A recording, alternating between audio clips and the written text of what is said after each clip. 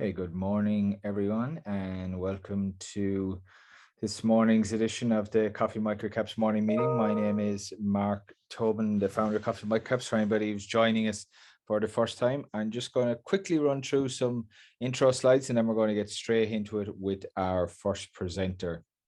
I'd like to give a shout out to our sponsors, DMX Asset Management. For anybody who's been in the ASX microcap or small cap space for the last few years, probably familiar with the name. If you're not, please do check out their website for the relevant PDSs for their small cap fund and their well-established microcap fund. A quick compliance and disclaimer slide. For anyone joining us for the first time, the companies who generally have presenting at these events are capped under 300 million, are generally in revenue and approaching cash flow break even, or indeed are already profitable. We tend to have companies from outside the resources and biotech sectors, what I like to call industrial microcaps, which is a catch-all term for microcap technology, microcap financial services, microcap healthcare, and basically anything outside resources and biotech. Structured this morning's webinar, as always, we'll have each company will have a 30-minute slot, 20 minutes for the preso, give or take, and then 10 minutes for Q&A. If you do have any questions for our presenters, please type them in the Q&A box rather than the chat function. Just makes it easier for me to moderate the questions to our presenters. Please note the webinar is being recorded and it will be posted on the Coffee Microcaps YouTube channel, as indeed all previous events are on there. So if you're looking for other microcap presentations, be sure to check out the YouTube channel. As I say, you can follow us on all the socials, Twitter, YouTube, LinkedIn. We're on all of them, so you can keep up to date on everything we're doing. I'm delighted to be welcoming back fellow Irishman Will Creedon, CEO and founder of Alloggio Group, who's going to start his presentation shortly. And then coming up after Will, we have another Irishman, Joe Foster from recently listed Close the Loop. So without further ado, I'm going to stop sharing my screen and hand over to Will. Will, if you want to start sharing your screen.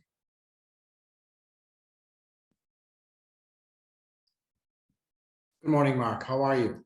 Good. I can see your slide, your cover slide of your presentation now, Will, so you're good to go. Thank you, Mark. Good morning, everybody. As Mark said, my name is Will Creedon. I'm the CEO and founder of Alloggio. Alloggio is it aspires to be the leading consolidator operator of short-term rental accommodation in the highly fragmented market in Australia. From when we were first born on the 21st of December 2015, we went about creating our cloud-based technology to allow us to operate in two key business divisions: holiday property management and mid-market hotels. So this is what I'm going to take you through this morning is our half-year results. These are, in fact, our very, very first half-year results. We listed on the 29th of November, we IPO'd on the Australian Stock Exchange. So what you're seeing this morning is the very beginning of our journey as a public listed company. I'm delighted to say that on our half-year results, we achieved $10.1 million, 111% increase on the previous half year.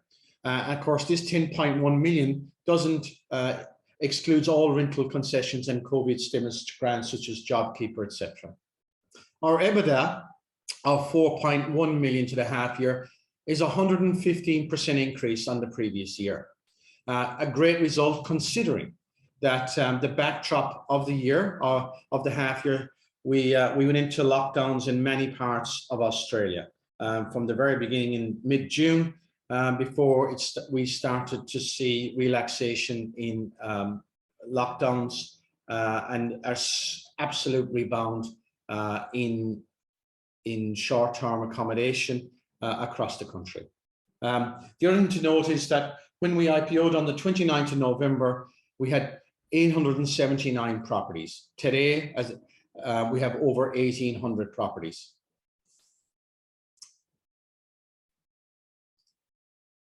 some of the key highlights to the half year. There is firstly, I suppose over the last number of years, both here locally in Australia and globally, holiday rental accommodation has certainly become mainstream. Even though the industry itself is over 100 years old, it's taken quite a long time for the industry to bring together a suite of technology to allow it to scale.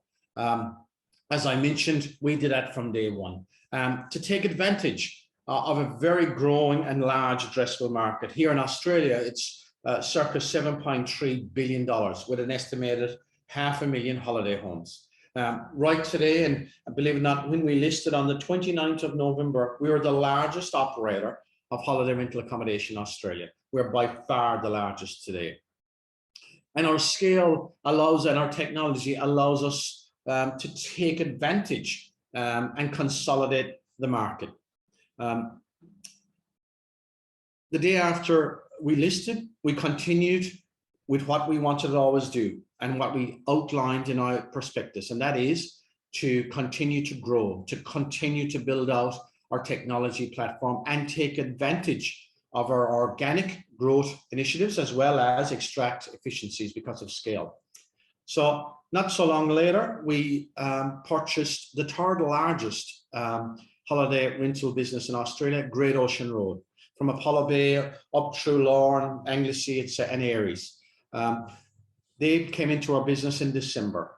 We didn't stop there. After the 31st of December, and obviously there's no financial results from here as yet there to be in our business, is we acquired ACOM Noosa, Fairshore, Noosa International, to go with already existing business in Noosa Holiday Rentals. That makes us the biggest player now in Noosa. Those three businesses that we acquired will be settling on the 1st of April. So just the end of next week. But we just didn't stop there. We went further north. And we acquired, and it's in our business today, Best of Magnetic, which makes us the biggest operator of holiday rentals on that island. All of those will be in our platform. We'll absolutely drive organic growth initiatives because of our platform through those holiday homeowners and thus ourselves. We'll continue to extract cost savings because of our efficiencies of scale. And to take us back to the half year, we finished at the time of release of this document on the 17th of February, we had circa $24 million of available capacity to continue on our four key pillars, which I'll go into later. Of that 24 million, 12.9 million was made up of cash, $11 million of available banking facility. This has given us great confidence to take on not only the rest of the year, but to continue to drive our organic growth initiatives, to continue to build on the strong momentum of the acquisitions that we have to date and prepare for our future ones. And all of this leads to giving us the confidence to give you guidance. That guidance to the end of this financial year, June 30, is that we'll achieve revenues of 21.5 million, a 90% increase on the previous year. And beside that, a pro forma EBITDA of 8.6 million, an 85% increase on the previous year. Just to highlight again what we do. So as I mentioned, our technology platform allows us to operate in two key business divisions. One is holiday property management, where we sign an exclusive management agreement in perpetuity with an individual holiday owner that allows us to curate the property on their behalf, housekeeping, gardening, plumbing, pool maintenance, etc. Allows us to manage the reservations and the key management on behalf of the holiday homeowner, allows us to manage the funds on behalf of the holiday homeowner. And then what it allows us to do is distribute that property on our marketplaces and our websites, where we achieve over 50% of all of the bookings into that holiday home. And it also allows us to partner with our friends in Booking.com and Stays and Airbnb and all of those, what we call OTAs, or online travel agents, which are other booking windows. Regardless of how the booking comes in to us, We still take the same fees. We still coordinate all the activities of the house. Like I mentioned, housekeeping, key management, the welcome of the guests, etc. The other side of our business is our mid-market hotels, where we operate under a commercial lease hotel properties across New South Wales and Queensland. And to date, we've 13 of those. This is our geographical spread presently in Australia. You can see that we're predominantly on the East Coast. Everything in blue is where we were prior to us listing on the stock exchange on the 29th of November. Those in red is where we are today. What I would really like you to focus on here, though, is where we're not. There is many significant tourism destinations across Australia that we have yet to enter. And one of our pillars that I keep referring to is that we will continue to acquire and grow holiday managements across the country in new locations, as well as bolstering in existing locations. This slide is a very important slide to our key operating metrics.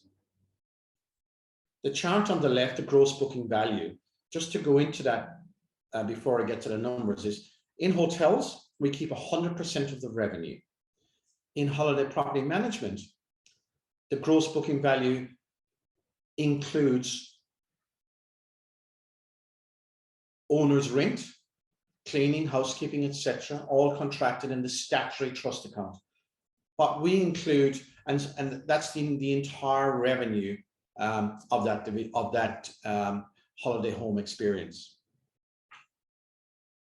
Gross booking values to the half year previous came to $10.5 million. To the half year to December 31st, 21, we achieved 15.9 million, over 50% increase in our gross booking value. This chart in the center is our divisional contribution from each division. In hotels, we went from 1.4 the previous period to 2.6 this year. In holiday managements, we went from 1.7 to $3 million. In other words, we increased from combined 3.1 million through to 5.6 million, an 80% increase.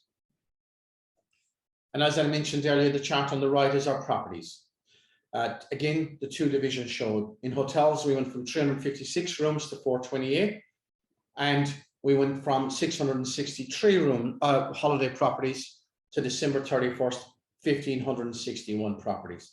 And I can tell you today, we're over 1,800 properties in our business.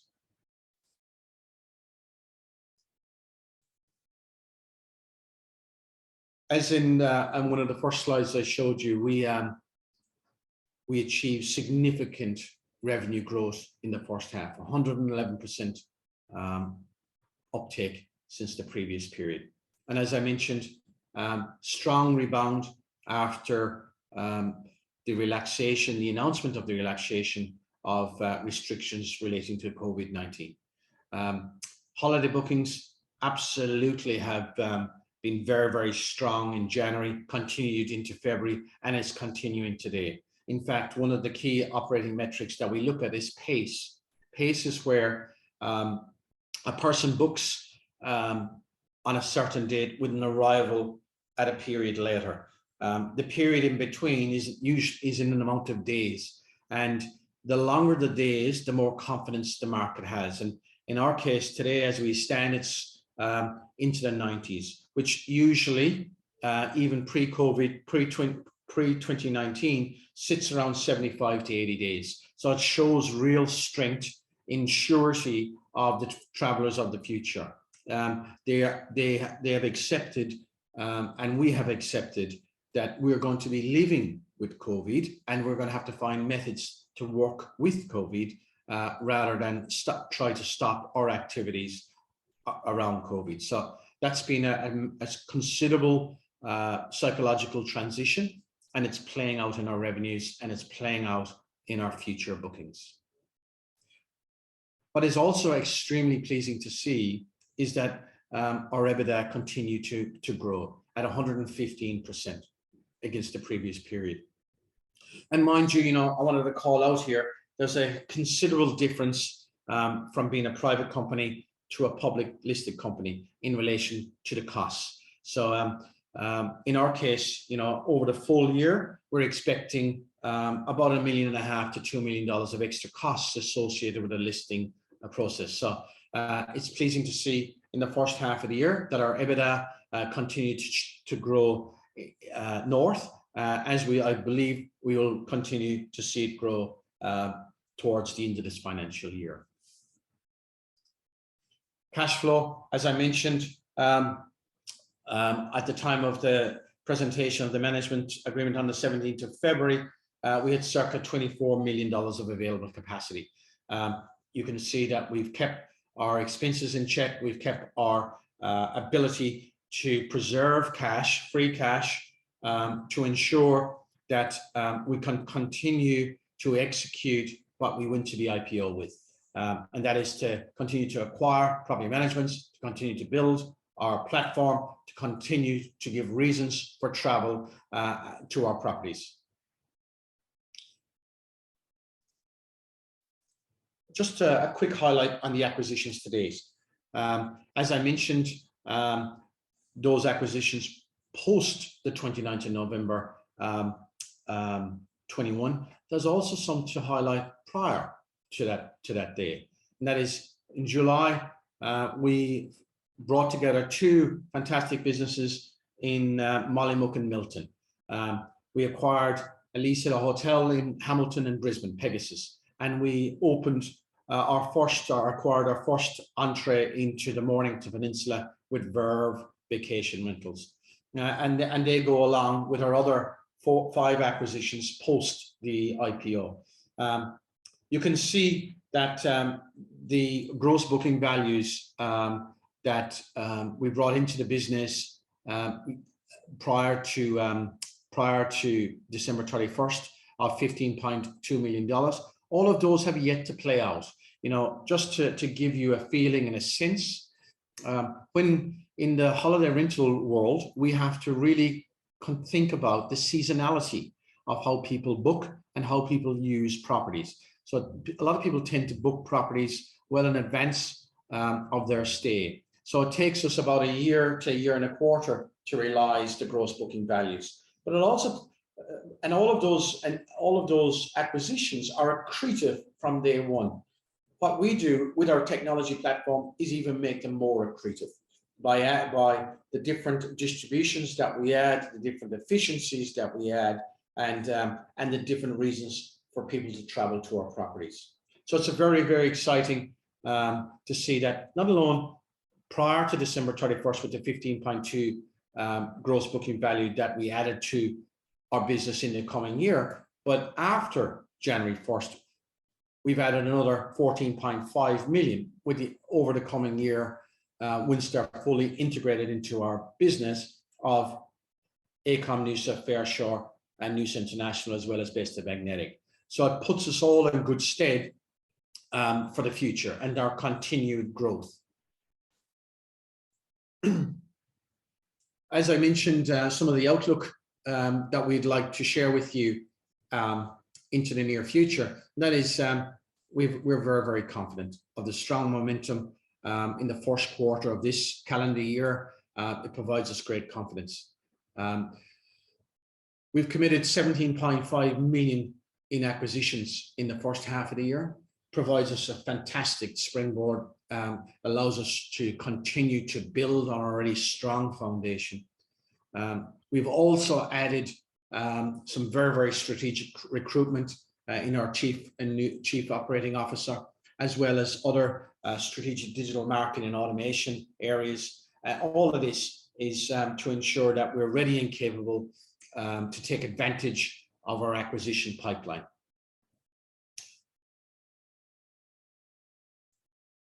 There's no question we are continuing to benefit from the rebound of domestic tourism. We're also, and that confidence that I talked about, we're also benefiting that from the absolute opening of the international borders. We can see the demand. It's in front of us every day. We've been contacted by wholesalers, inbound handling agents, as well as direct from travelers themselves. We have always had a very, very strong pipeline of acquisitions. You know, from the very first day we were born on the 21st of December 2015 to now, we've acquired over 30 different businesses. And I can assure you today, we have a very, very healthy pipeline of acquisitions in front of us, all of varying sizes, all in different locations that I mentioned that we need to get into earlier, as well as bolstering on some of our existing locations. And the exciting thing is we got 24 million of available capacity to execute on those acquisitions. So those acquisitions are at varying stages of completion. And I hope to say that we will continue and we will aspire to be the leading consolidator of holiday rental accommodation in this very fragmented market in Australia. We will continue and we're right now investing in ensuring that we're continuing to build out our technology platform. We're continuing to drive those initiatives. And all of this leads us to the guidance that I mentioned earlier. And just to remind you, that guidance that we feel very strongly about that we will achieve is revenue of 21.5 million to the 30th of June 22 and pro forma EBITDA of 8.6 million to June 30, 2022. I won't get into these slides. I'll hand over to Mark in a second if any of the audience would like to ask some questions. But just to say that, just to remind everybody, it's $7.3 billion TAM for in Australia that we're heading towards, our 500,000 homes. And I'd just like to take a second to just unearth what that 500,000 homes really means to me. And some key facts that really identify that. So of the 500,000 homes, less than 50% are actually on the online travel agencies, on Airbnb, on Expedia, on Booking.com, etc. Of the 500,000, less than 25% are on more than one of those online travel agencies. And so when a holiday home owner signs exclusive management agreement with Alloggio, not alone do we put them on the big OTAs, and it's not just those, we put them on 40 and 50 and 60 OTAs, but they're also on more than 30 of our platforms and our websites. So we give that individual holiday home the exclusive spread across many, many different audiences. And our technology allows us to do that. An individual holiday homeowner can't do that. They can only list on their own website or on one OTA. We have the diversity of the globe in front of us. And every day we're working on distribution and technology to allow us to distribute to even more different audiences. And just my final slide before I hand to Mark, and that is that what we've always done as a company, what we went to the IPO with, and what we are doing today, and extremely consistently focused on only these 4 areas. That is to continue to acquire holiday property management from existing property management service companies, or working with real estate companies and procuring their holiday rent roll business from them. In other words, assisting them. We're continuing to procure holiday leases and management agreements. We will continue to invest in our technology platform and ecosystem to allow us to deliver better value to the traveler, to the holiday homeowner. And we are absolutely committed to driving reasons for travel. And what I mean by reasons for travel is that we're going to give more and more excuses and more reasons for the traveler to pack their bags and go on a night away, 2 nights away, or a week away, to take on the many different landscapes, the many different man-made experiences and activities across the country and to stay in our properties. We will present those reasons and excuses more effectively and more often, and move through our network the many, many travelers that we're dealing with today and the new ones that are yet to join us. So there are 4 pillars. We've been consistent from day one, and we will be consistent into the future on delivering on those 4 pillars. Mark, over to you. Thanks, Will. I've got 1 or 2 questions, maybe just to get the ball rolling. In terms of the bookings that you're seeing coming through, what's the pricing like in the market? Are we still at 2019 prices, or, have people adjusted for inflation and, they're getting kind of the top end of prices that they want? How is it looking? Because that all obviously feeds into GMV. So I'm just trying to get an idea of like where pricing is in the market. Yeah, great question, Mark. There's no question that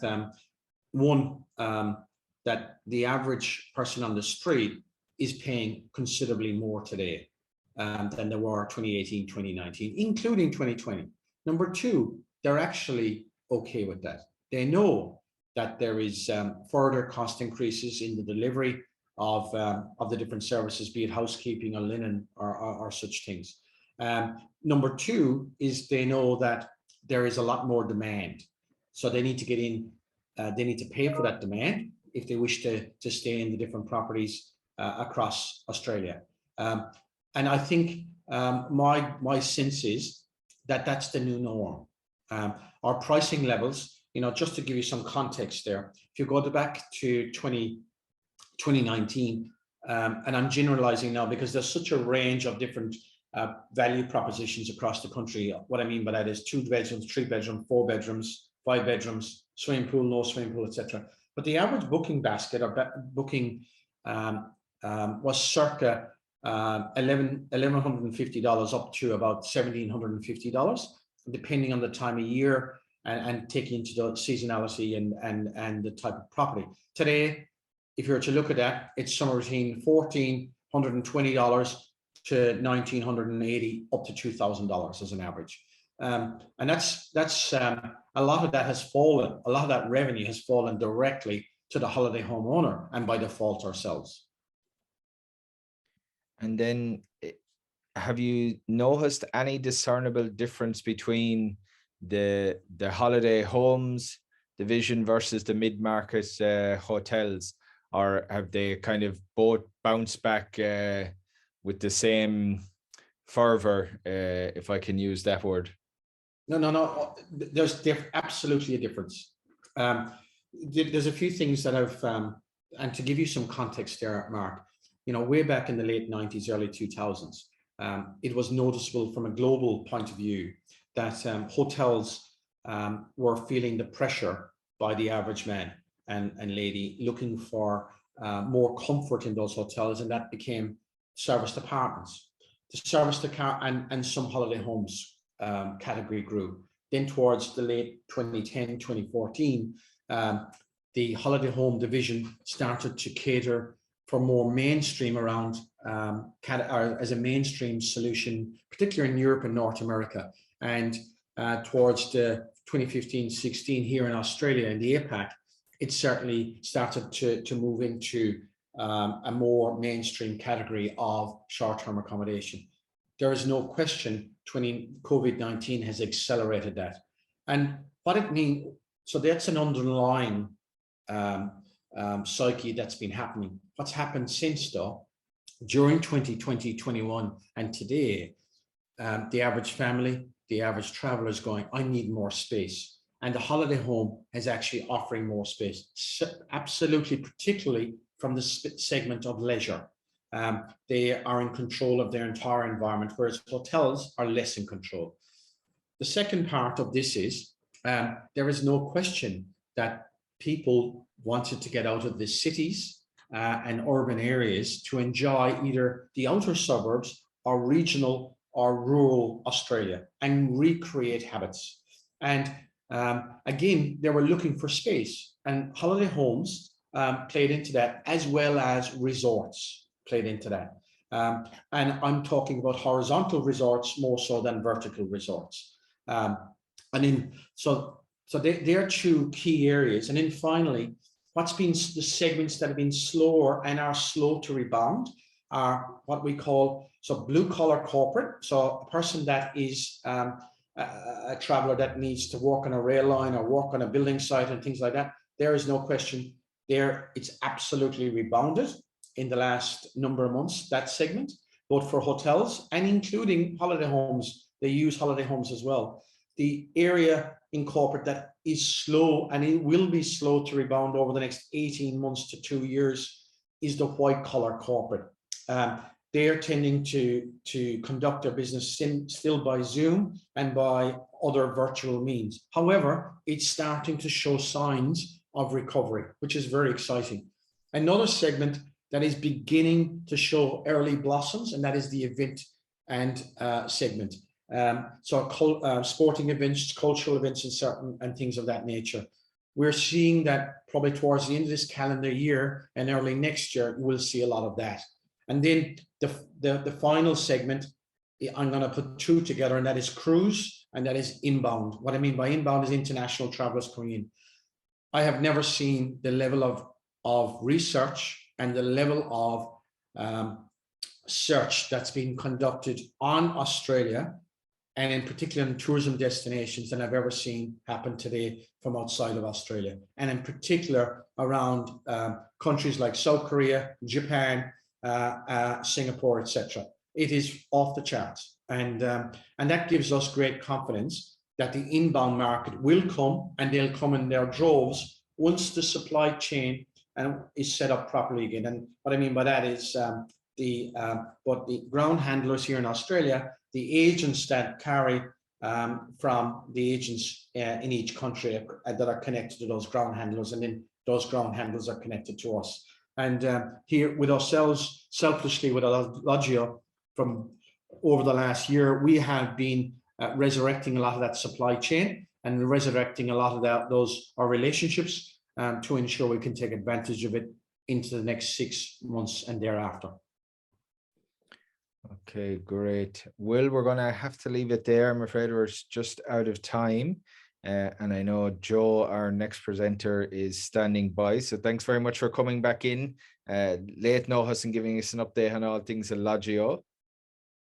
No, Mark, you're very welcome. God bless you all, and thanks very much, and stay safe. Take care. God bless. Thanks, Will. If you could just stop sharing your screen, thank you. And Joe, if you want to start sharing yours. Yes, indeed. And you can you hear me? And first of all, can you see the screen? I can hear you loud and clear, Joe. I can see the screen. If you just want to go to full screen mode there, just so we have it as big as possible. Yeah, perfect. There we go. Okay.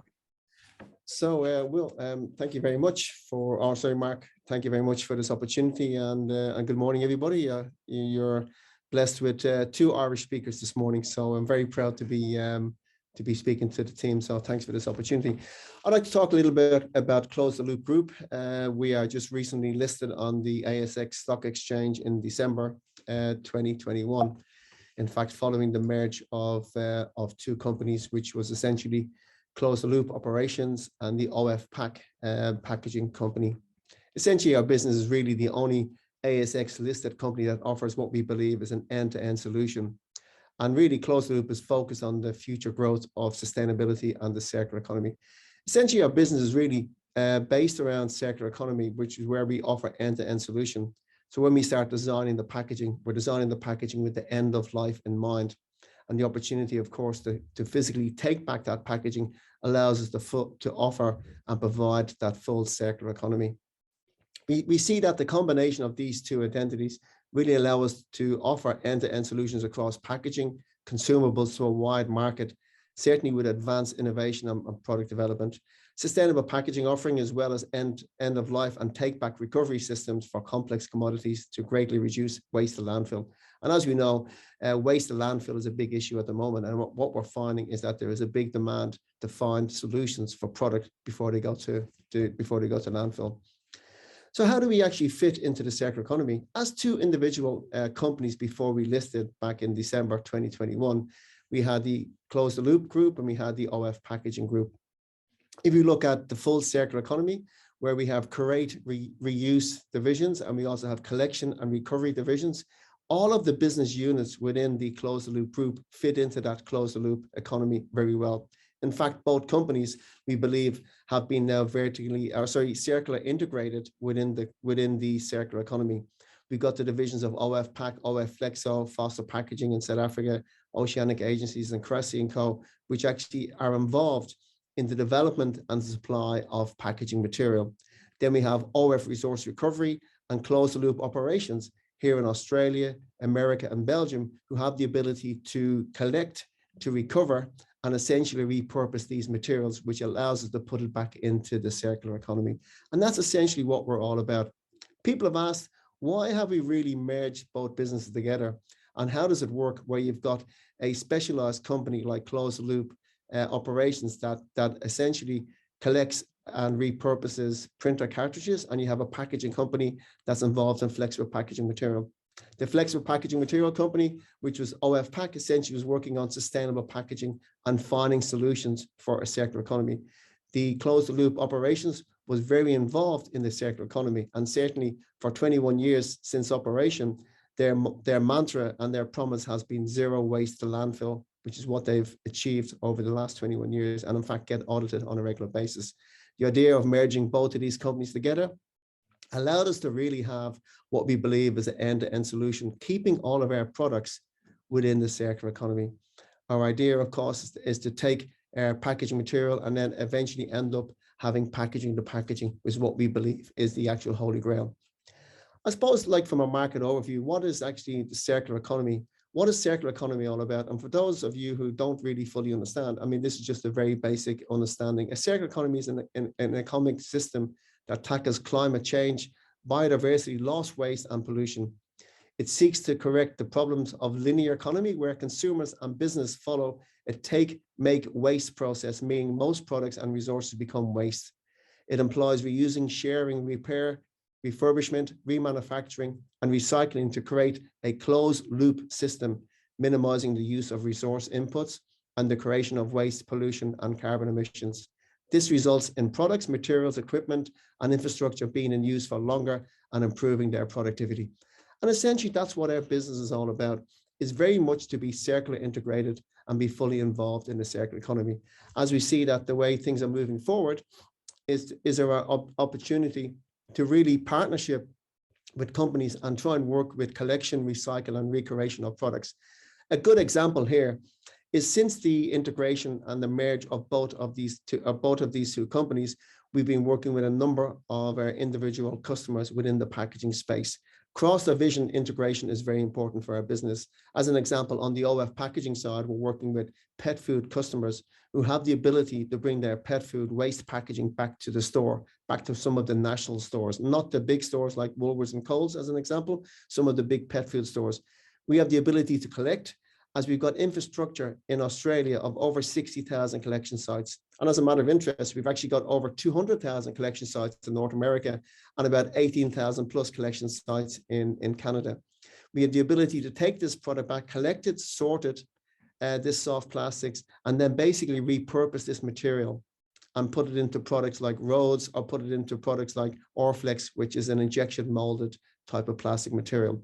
Just to give you an example, we take the toner waste from the cartridges that we process through our plants in Australia.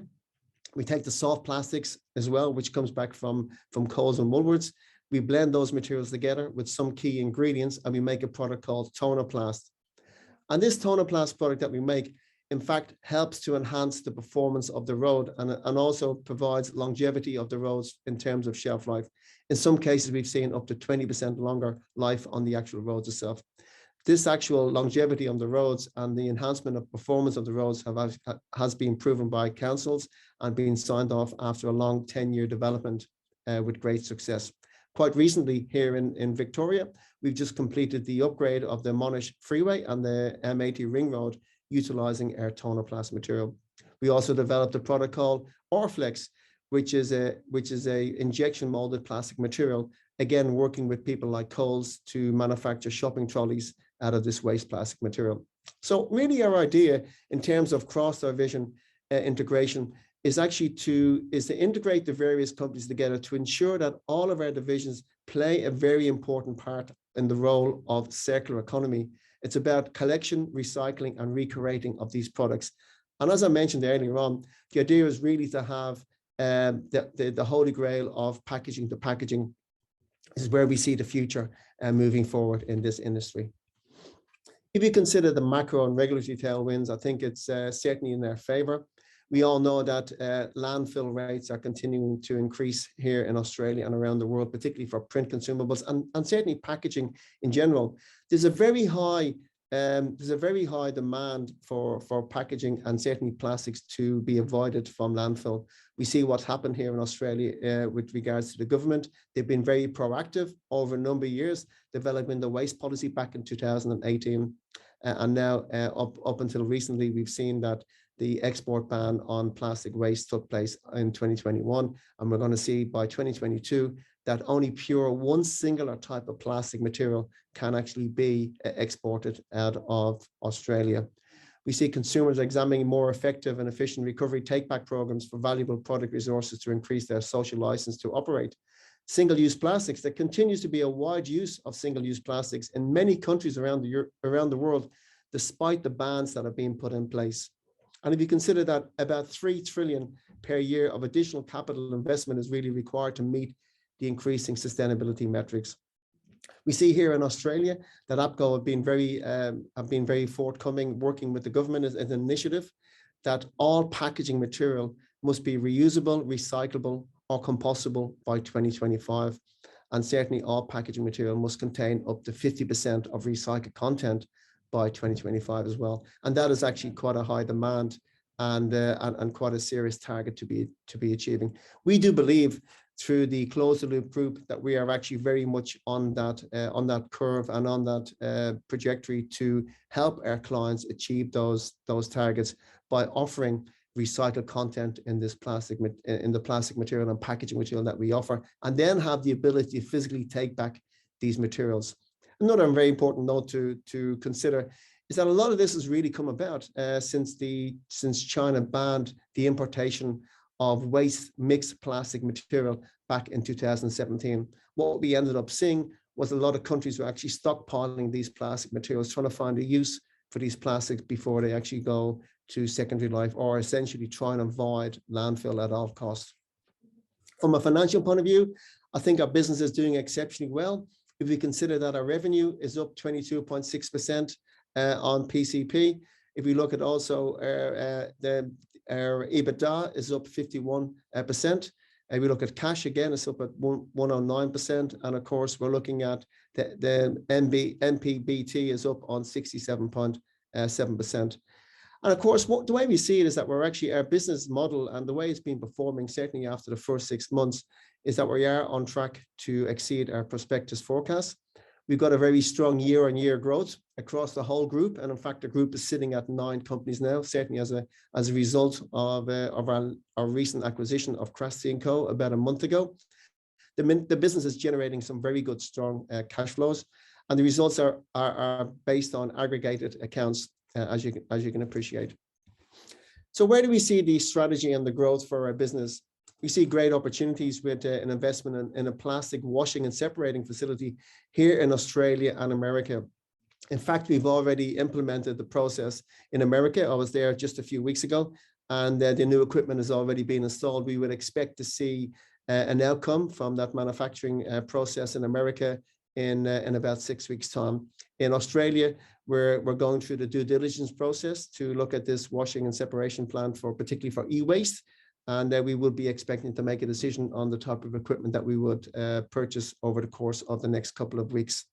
We see further automation in the American market, which would drive better operation efficiencies. We will see a saving of about $500,000 per year.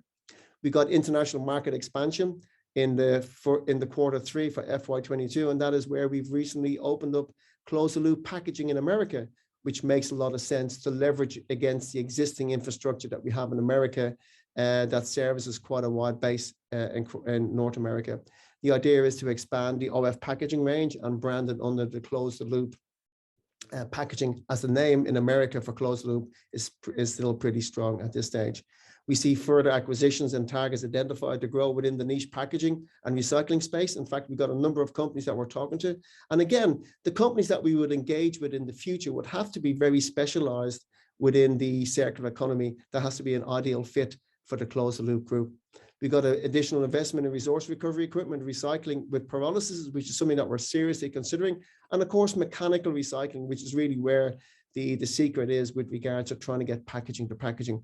We've got further urban mining opportunities identified with new projects being implemented. And when we start talking about urban mining opportunities, we're talking about leveraging against our existing infrastructure here in Australia, America, and Belgium, where we can actually recycle and repurpose complex consumable products. We got great cross-selling opportunities that we've identified within the packaging division. And of course, the idea is any packaging company that we're involved with here in Australia or even in South Africa, we will always be looking for cross-selling opportunities where we can actually introduce take-back programs. And I do think the take-back programs is where the secret is to ensure that we can have full circular economy within the whole packaging space. We got soft plastic programs are being developed for key packaging divisions clients. As I mentioned earlier on, the one example is the pet food customer. We got other examples out in the marketplace for breakfast muesli customers and some dishwashing and liquid-based products where we've actually got packaging that contains high percentages of recycled content already. And in fact, our business has won some international awards quite recently as a result of our product innovation.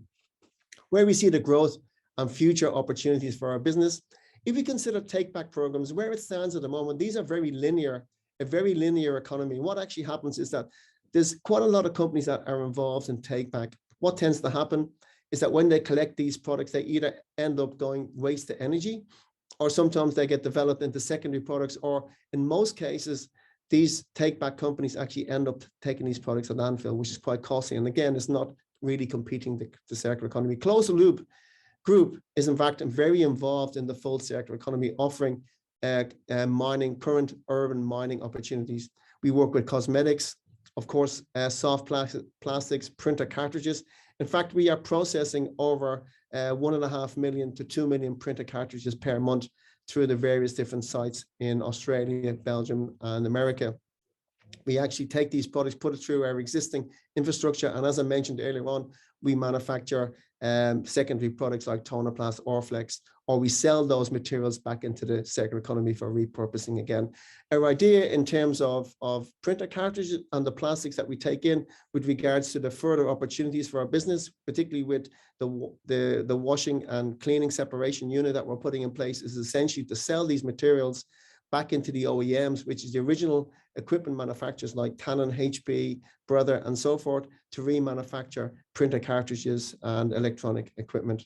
We're working with e-waste, power tools, a very good example. We've done quite a lot of trials quite recently with power tools here in Australia.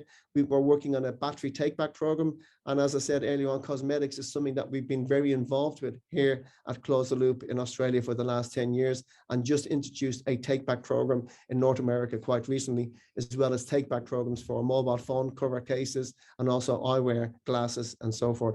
So our idea really is that we got infrastructure already in place within these three different companies, and therefore have an ability to bring in some other products as well. If you look at the outlook for the business, Close the Loop sort of accelerates growth momentum with records in the first half of 2022 results. I think that stands for itself. The numbers are there. We got very strong organic growth enhanced by the acquisition, as I mentioned earlier, of Oceanic Agencies and Crasty & Co. Oceanic Agencies is a company that specializes in seafood manufacturing, seafood packaging, not only in bulk handling, but also in retail packaging as well.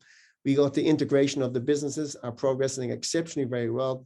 And certainly the expertise that we've gained through the OF Packaging and Close the Loop division merger bodes very well for future acquisitions. I think the integration itself of all these different business units has gone exceptionally well when you consider that we're sitting at 9 individual units since we've merged the business together. So if we look at our investment summary for the future, we see a significant market opportunity with the growing need for circular economy. I know I keep talking about circular economy, but that's really where it's all about. As I keep saying, the take back program is really where we believe that our position is position within our company is well placed within the Australian world market. We are leading players for urban mining and rapidly growing circular economy. We got global business with significant growth opportunities, not just in America, Europe, South Africa, and also here in Australia. We got a deeply and widely regarded management team. We're very well capitalized to pursue further growth options. And certainly we're committed to innovation, customer solutions, and drive future growth. And in fact, that's one of our biggest strong points within the packaging space as well as the closed loop operation space. Innovation is one of our major drivers in the marketplace that's well positioned our business to be one of the leaders in this space here in Australia. We got a good track record for profitability and cash generation.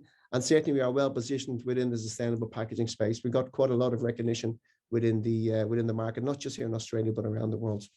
So, ladies and gentlemen, I'd like to thank you very much for your time. And certainly if there is any questions, I'll be more than happy to take them at this stage.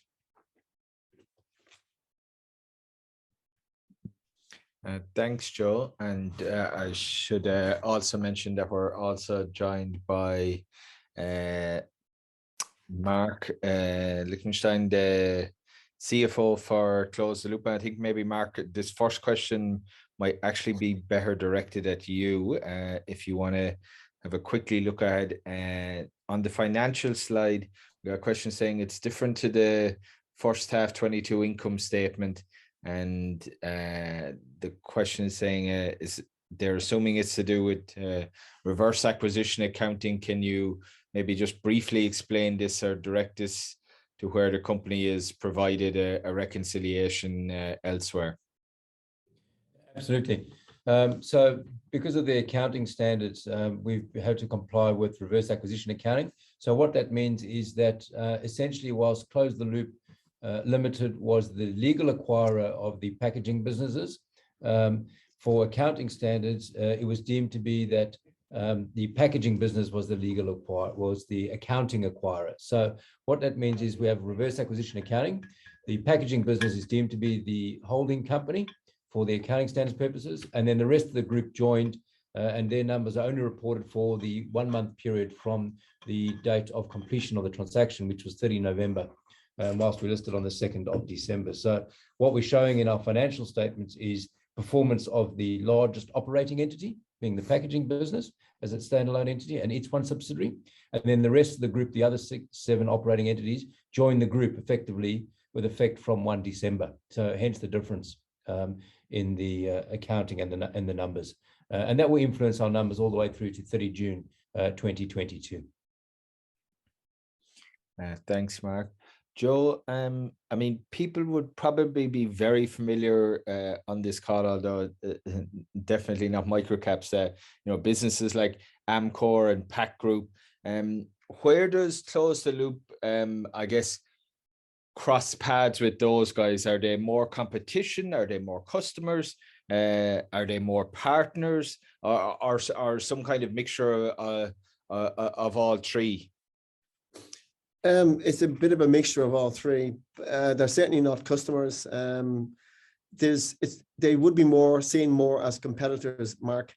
Just to give you an example, like Amcor would probably be the biggest packaging company in the world, and certainly they are very involved in sustainability. But sustainability, they're involved in providing a sustainable solution for packaging material.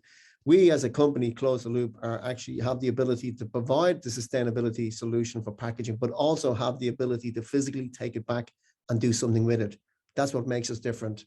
The Pact Group, again, could be similar in a way that they are providing a sustainable solution for take-back programs, but they're not providing sustainable packaging in the space that we operate in. I mean, the Pact Group are doing exceptionally well. There's no doubt about it in terms of sustainable offerings with regards to take-back.